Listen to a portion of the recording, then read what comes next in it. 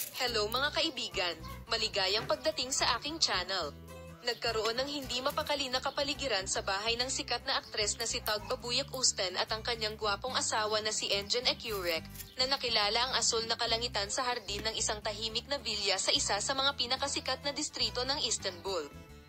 Nagsimula ang balita nang biglang ipatawag ang gynecologist sa bahay ng sikat na mag-asawa. Ang Tugba Buyak-Usten ay kilala bilang isa sa pinakasikat at matagumpay na aktor ng Turkey. Ngunit kamakailan lamang, ang kanyang kislap at ngiti sa yugtong ito ay tila natigil sa rehiyon ng isang misteryosong ulap.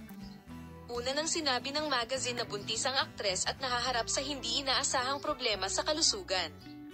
Ang mga mamamahayag na dumating sa kanyang bahay ng mahinahon noong araw na iyon ay tinalikuran ng mga gwardya sa pintuan, iniisip kung ano ang nangyayari sa loob. Ngunit ang katotohanan ay nakatago pa rin sa likod ng mga eksena. Inanunsyo ni Tugba Buyak-Usten na buntis siya nang hindi sinasabi sa kanyang mga tagahanga. Gayunpaman, sa halip na magandang balita, kumalat ang mga alingawngaw na nahaharap siya sa isang nakababahalang pag-unlad. Ang gwapong aktor na si Engin Ekürek ay hindi umalis sandali sa tabi ng kanyang asawa at tumingin sa paligid na may pag-aalala. Ang sikreto ng mahiwagang insidente ay hindi biglang kumonsulta si Tugba Buyak-Usten sa isang gynecologist.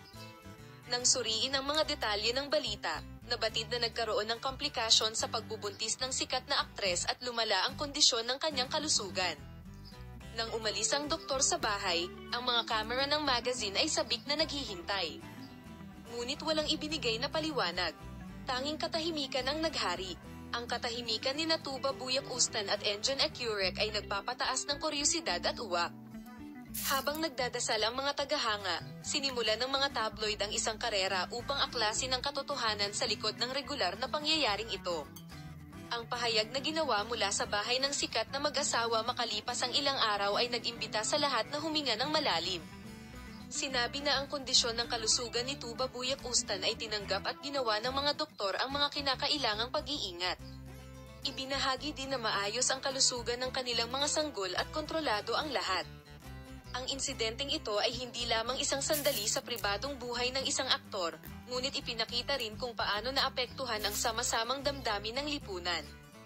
Kahit na sina Tugba Buyak-Usten at Engin Ekürek ay dumaan sa isang mahirap na oras, nakuha nila ang kanilang lakas mula sa mga panalangin at suporta ng kanilang mga tagahanga, at ipinakita muli ng kaganapang ito ang kapangyarihan ng pagmamahal at pag-asa.